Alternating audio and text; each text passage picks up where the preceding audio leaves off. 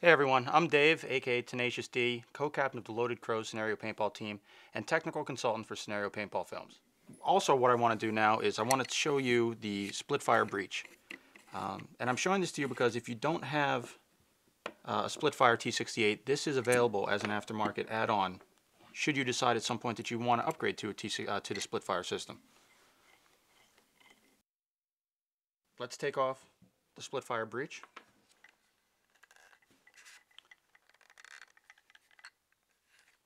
First thing you have to do is remove the clamping feed neck. Slide the entire rail and breech unit forward. And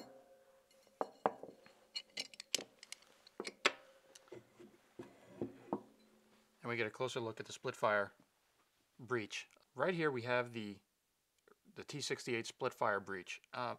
This is an option that you can add on to your gun later, or you can order it at the time you purchase. It's basically it allows you to determine from which direction the gun feeds. You can either be fed from the bottom through the magazine. Also on the breech is the location of the ball detent. Should you ever need to replace it, just screws off. You can buy replacements. It may look complicated and there's a lot of bits and pieces on the table, but this doesn't take that long. It's not a terribly complicated marker. I mean, there are markers on the market now that you can have apart in 2 minutes. There are markers that it's going to take you an hour or two to take apart. But I mean, this is not a marker to be intimidated of. This is not a marker that you need to have any kind of special training for or take it into any kind of special repair shop to service. Everything here is very straightforward, very simple. And most of the problems you're going to have with this marker are easily explainable. There's nothing, there's no wires that are going to pinch. There's no, boards or solenoids that are going to go bad. It's mechanical, it's straightforward, and it's now pretty simple. Let's start putting this thing back together and getting it back into its full form. Let's start, we're going to put the breech back on first, the Splitfire system.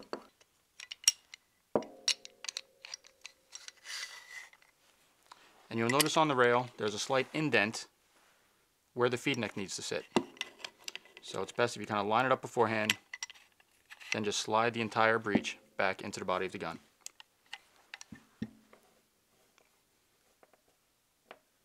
Once that's done, you put the screws back in the rail.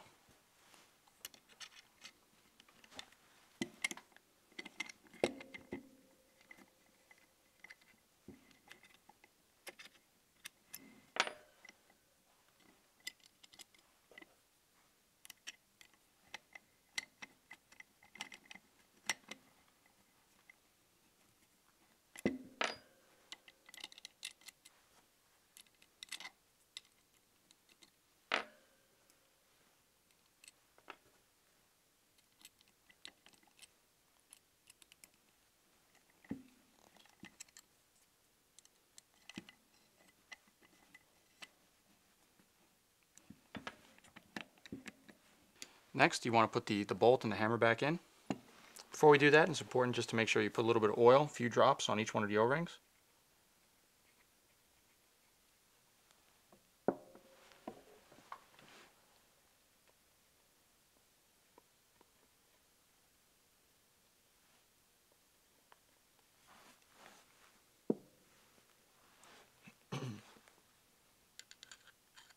Very important when you're putting the bolt back into the gun to make sure that the air inlet passage is facing the bottom.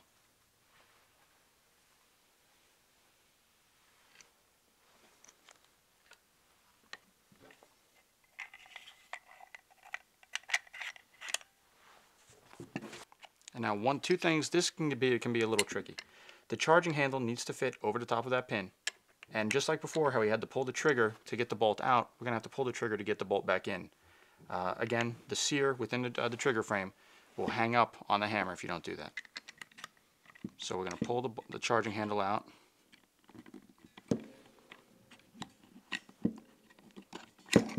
Lift it up over the top of that pin.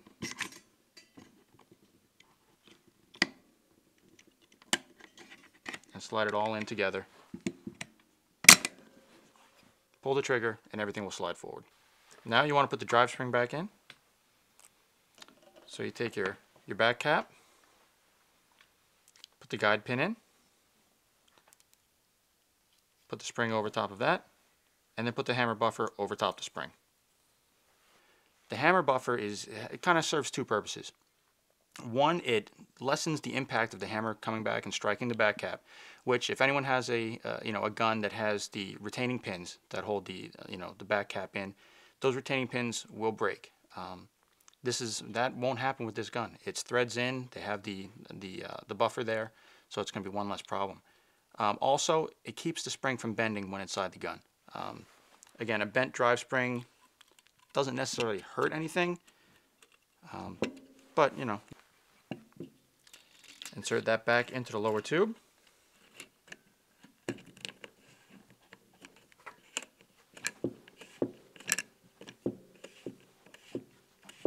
You could see a decrease in velocity from it.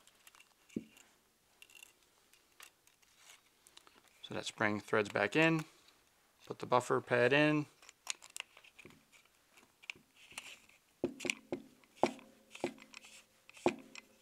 then just screw it back into place.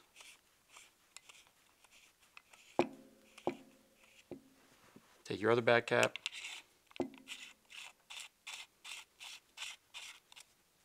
screw that in, and the internals are back in the gun. Obviously, when you do that, you want to oil every one of the O-rings as you're doing it. I took this gun apart a couple times in the past few days, so the rings are still in good shape. You'll notice the little grooves in both of these caps. That's where the set screws fit in on the stock that hold the stock on the gun. Once that's done, we can reconnect the ASA.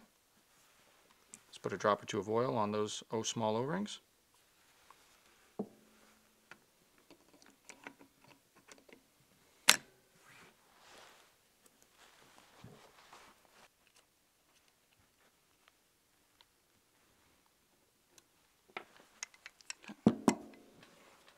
Now let's put the mag well back on. Just slides into place. You'll notice that the mag well is held on by two different size screws. The smaller screws go on the same side as the logo.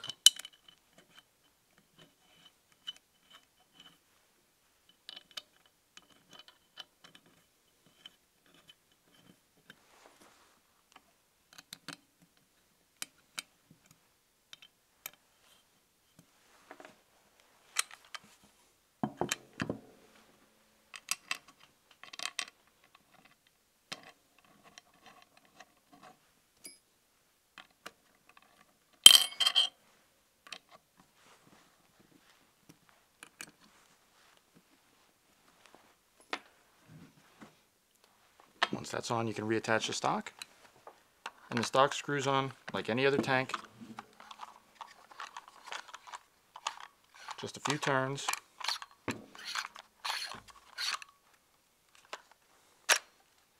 Now at this point you'll notice that the stock is not lined up, it's not square with the rest of the gun. The way that you correct that is with this locking collar.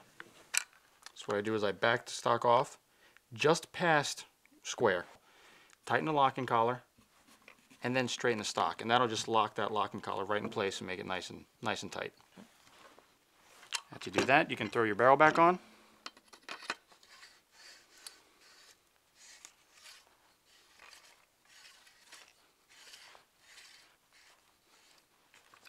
Just a few turns of that. Take a mag.